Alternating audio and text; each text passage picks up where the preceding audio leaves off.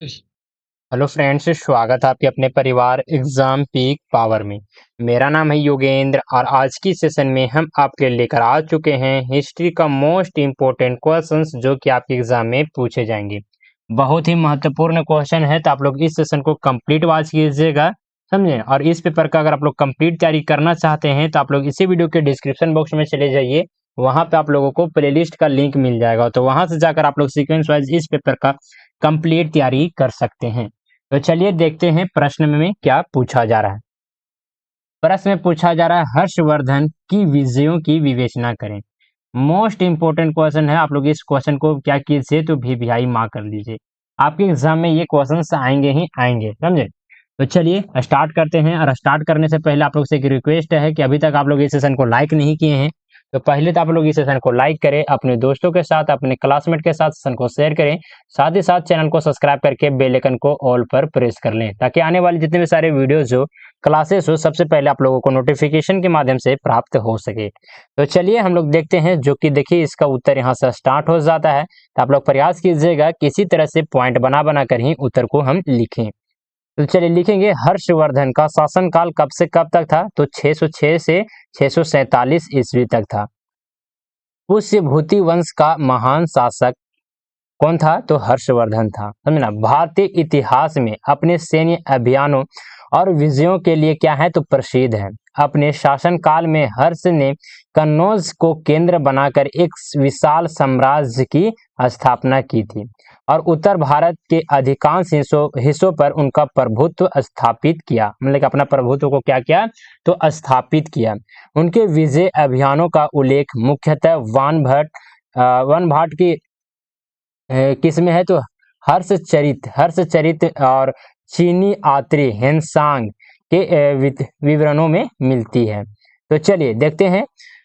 आप लोग को जो भी स्टूडेंट, अगर आप लोग पीडीएफ या फिर व्हाट्सएप ग्रुप में ज्वाइन होना चाहते हैं तो आप लोग इस समय पे कांटेक्ट कर सकते हैं, जो कि नंबर है 94 30 70 2606। आप लोग इस समय पे व्हाट्सएप मैसेज के जरिए हमसे कांटेक्ट कर सकते हैं। साथ ही साथ जो भी स्टूडेंट टेलीग्राम चैनल में ज्वाइन नहीं किए हैं तो टेलीग्राम चैनल में भी ज्वाइन कर ले। वहां पे आपको क्लास रिलेटेड, एग्जाम से रिलेटेड पीडीएफ वगैरह भी बहुत सारे आपको फ्री ऑफ कॉस्ट सेंड कर दिए जाते हैं। तो चलिए स्टार्ट करते हैं। देखिए फर्स्ट पॉइंट आ जाता है, क्या आ जाता है? तो हर्षवर्धन की विजयों का विस्तृत वर्णन। हर्षवर्धन के विजयों का क्या करेंगे हम लोग? तो विस्तृत वर्णन करेंगे। तो आप लोग इसी तरह से पॉइंट बना लीजिएगा, समझे, अपने आंसर शीट में भी। इसमें से सबसे फर्स्ट में आ जाता है क्या? तो थानेसर से कन्नौज तक। थानेसर से कन्नौज तक किस प्रकार का उनका रहा? तो चलिए इसे भी हम लोग समझते हैं। हर्षवर्धन के बड़े भाई राजवर्धन की हत्या के बाद हर्ष कहने का मतलब है कि हर्षवर्धन ने सिंहासन ग्रहण किया और अपने साम्राज्य की रक्षा और विस्तार का अभियान शुरू किया।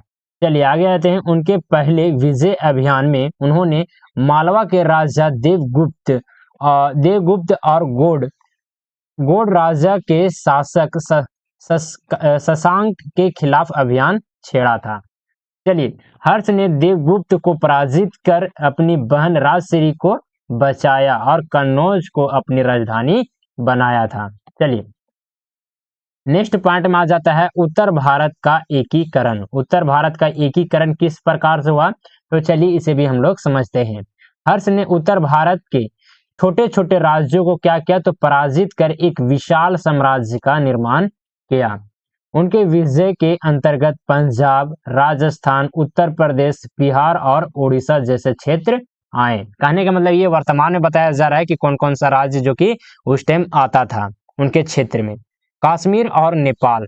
कश्मीर और नेपाल कहने का मतलब है कश्मीर और नेपाल के शासकों ने भी हर्ष के अधीनता स्वीकार की, यानी कि उनके अधीन में रहने को मान गए, समझे ना।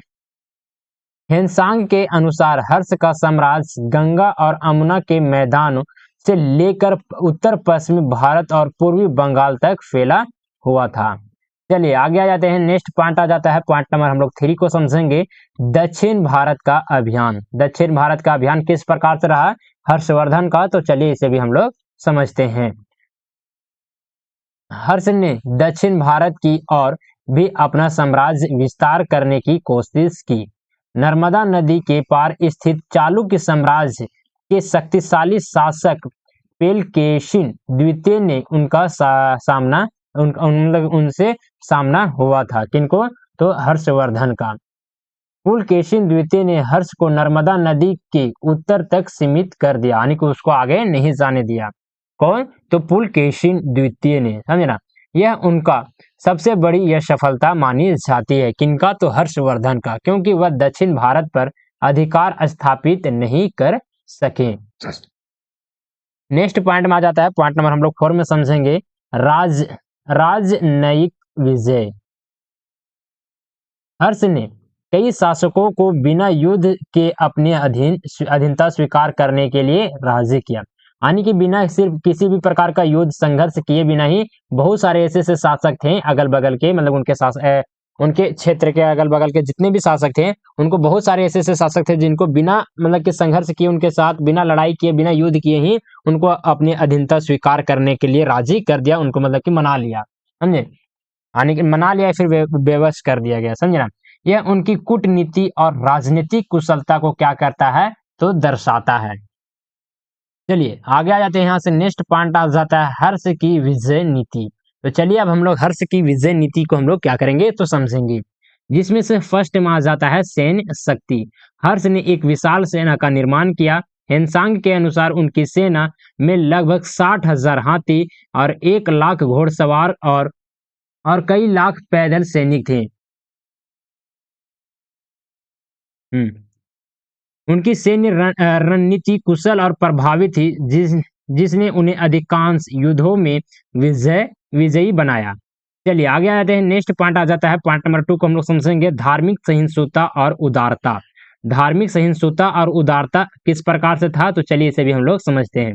हर्ष की विजय नीति में धार्मिक सहिष्णुता और प्रशासनिक दक्षता का समावेश था। देखिए धार्मिक सहिष्णुता एक नया वर्ड है यहाँ पे, आप लोग अगर पिछले सेशन को अटेंड किए होंगे तो वहां पे भी बताए थे। धार्मिक सहिष्णुता कहने का मतलब है कि सभी धर्मों को समान अधिकार दिया जाए, अवसर दिया जाए, समझे ना। सभी धर्मों को अपने धर्म को मानने में उसको कोई भी मतलब दबाव नहीं बनाया जाए, मतलब अपना स्वतंत्र रूप से कोई भी धर्म को मान सकता है, उस पर कोई भी हस्तक्षेप ना किया जाए, समझे ना, शासक के द्वारा। उसी को कहा जाता है धार्मिक सहिष्णुता।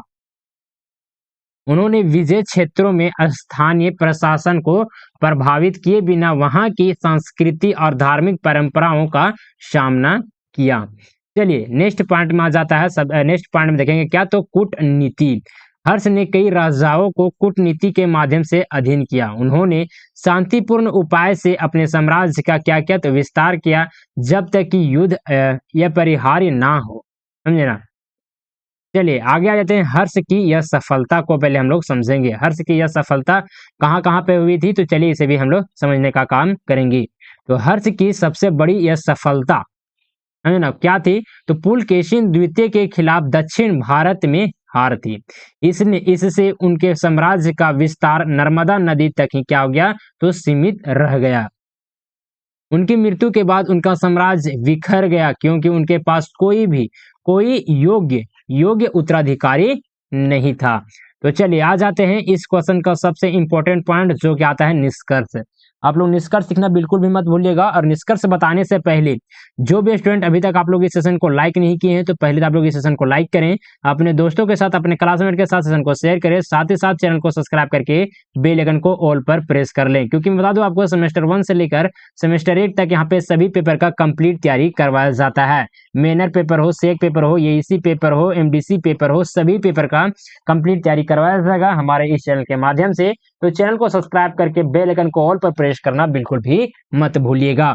साथ ही साथ टेलीग्राम चैनल में भी ज्वाइन कर लीजिएगा। टेलीग्राम चैनल में आपको क्लास रिलेटेड, एग्जाम से रिलेटेड सारे के सारे अपडेट दिए जाते हैं। साथ ही साथ वहां पे बहुत सारे पीडीएफ आपको फ्री ऑफ कॉस्ट प्रोवाइड करवा दिया जाता है। तो चलिए हम लोग निष्कर्ष में क्या लिखेंगे? तो हर्षवर्धन एक महान विजेता और साम्राज्य निर्माता थे। उनकी विजय न केवल उनके सैन्य कौशल को प्रदर्शित करती है, बल्कि उनकी कूटनीतिक और प्रशासनिक क्षमताओं को भी उजागर करती है।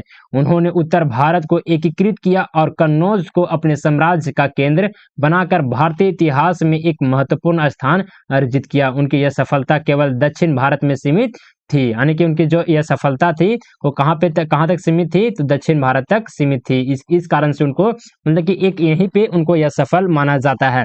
लेकिन इनके बावजूद वे अपने युग के महान शासकों में से एक माने जाते हैं। कौन? तो हर्षवर्धन। तो चलिए, आप लोग को ये सेशन कैसा लगा प्लीज आप लोग हमें कमेंट के माध्यम से जरूर से जरूर बताने का प्रयास कीजिएगा। साथ ही साथ जो भी स्टूडेंट पीडीएफ या फिर व्हाट्सएप ग्रुप में ज्वाइन होना चाहते हैं तो आप लोग इस यहाँ पे कॉन्टेक्ट कर सकते हैं, जो कि नंबर है 94 370 2606। देखिए आप लोग को नंबर यहाँ पे शो कर जाएगा 94 370 2606। आप लोग को ये नंबर इसी वीडियो के डिस्क्रिप्शन बॉक्स में भी मिल जाएगा। तो देखिए यहाँ पे बहुत सारा जो कि कंटेंट इसी पेपर का तैयार कर लिया गया है, समझे ना। तो अगर इसी तरह से अगर आप लोग सीक्वेंस वाइज इस पेपर का कंप्लीट तैयारी करना चाहते हैं तो आप लोग इसी वीडियो के डिस्क्रिप्शन बॉक्स में चले जाइए, वहां पे आप लोगों को प्लेलिस्ट का लिंक मिल जाएगा। तो वहां से जाकर आप लोग इस पेपर का कंप्लीट तैयारी कर सकते हैं सीक्वेंस वाइज।